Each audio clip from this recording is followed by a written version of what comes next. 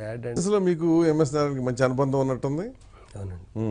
అంటే మేము ఇంచుమించుగా 2 ఏళ్ళ తేడాలో కాంటెంపరీస్ భరణి ఎంఎస్ నేను ఇంచుమించు 7 తేడా తప్ప. భరణి నాటకరంగం నుంచి వెళ్ళాడు, నేను వెళ్ళాను. అతను రైటర్ యాక్టర్, నేను రైటర్. ఇంచుమించుగా ఒక రకంగా అతను ఫాలోయర్ అనుకుంటే నేను. నాకంటే 4 ఏళ్ల ముందు భరణి కాబట్టి అతను ఏం చేస్తే నాకు అట్లా నేను అతను ఇమిటేట్ చేయాలి, నేను చేయలేదు. అలాగే జరుగుతూ ఉండేది ప్రాసెస్. అలాగే ఎంఎస్ కూడా నేను రైటర్గా ఉన్నప్పుడు అతను కూడా లెక్చరర్గా చేస్తూ శని ఆదివారాలు అక్కడికి వచ్చేవాడండి. వచ్చి తిరుగుతూ ఉండేవాడు. ఎక్కువ నేను ఈవీవి గారి లాగా ఆయన పినిశెట్టి రవిరాజా గారిని ఎక్కువ నేను పినిశెట్టి రవిరాజా గారిని ఒకసారి కలవడానికి వెళ్ళి అప్పుడు ఆయన బయటకు వస్తూ నేను వెళ్తున్నాను, ఆయన వస్తున్నాడు. ఎల్బీ గారు మీరు మంచి రైటర్ అండి, నాది కూడా ఒక కథ ఒకటి రవిరాజా గారు ఓకే చేశారండి, 10,000 అడ్వాన్స్ ఇచ్చారండి.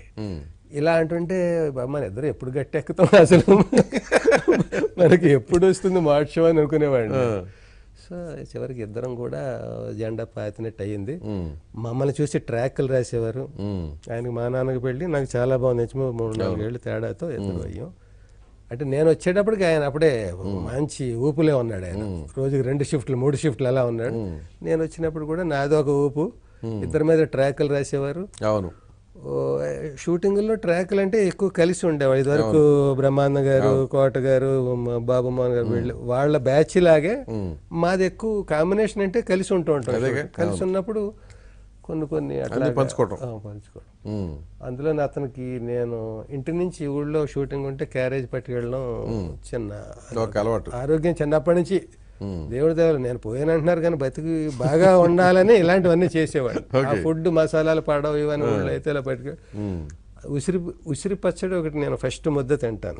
అది కొంచెం హెల్త్కి మంచిదని ఎవరో ఏవో చెప్పిన కొన్ని నాటుకుంటాను. పడిపోతాయండి మనకి. ఈయనకి బాగా ఇష్టం ఎంఎస్కి. ఎల్బీ గారు క్యారేజ్ వస్తుంది ఆ వేళ వస్తుంది, ఆమలకం మనం కలిసి భోజనం చేస్తున్నాం.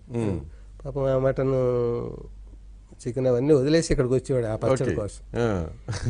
అలాగా బాగా మంచి అనుభవం. చాలా మంది ఇప్పుడు కమెడియన్స్గా వచ్చిన వాళ్ళు చాలా మంది అంతకుముందు రైటర్లు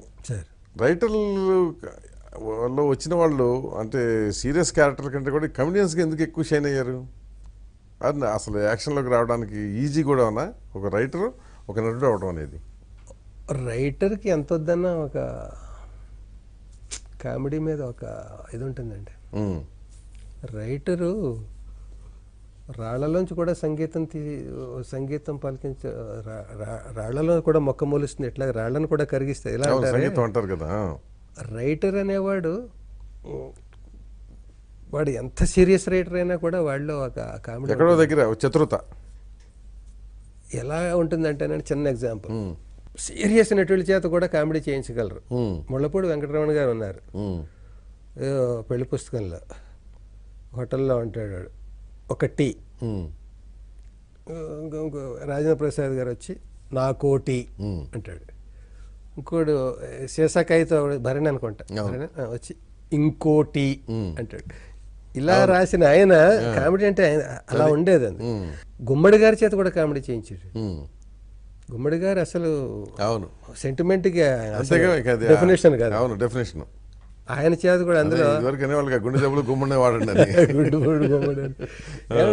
గుమ్మడి గారు అందులో పెళ్లి పుస్తకంలోనే అనుకుంటాం, పెళ్లి పుస్తకం నేను అడ్డగాడిదలకి పని ఇవ్వను, నేను ఎంత బాబోయ్ ఏదో అలా తేలిపోయేది తేలిపాకం లాగా నేను అన్నాడు. ఎంత చేసేది ఆ మాడ్యులేషన్ చెప్పించిన విధానం. అలాగే వాళ్ళు ఎవరి చేత చేయించలేరు వాళ్ళు. అందుకని చెప్పొచ్చేది ఈ రైటర్ టాపిక్, రైటర్కి కామెడీ మీద మక్కువ ఉంటుంది, కమాండ్ ఉంటుంది. వాడి భాగంలో అనేక పాత కథతో పాటు కామెడీని కూడా వాడు జనరేట్ చేయాలి.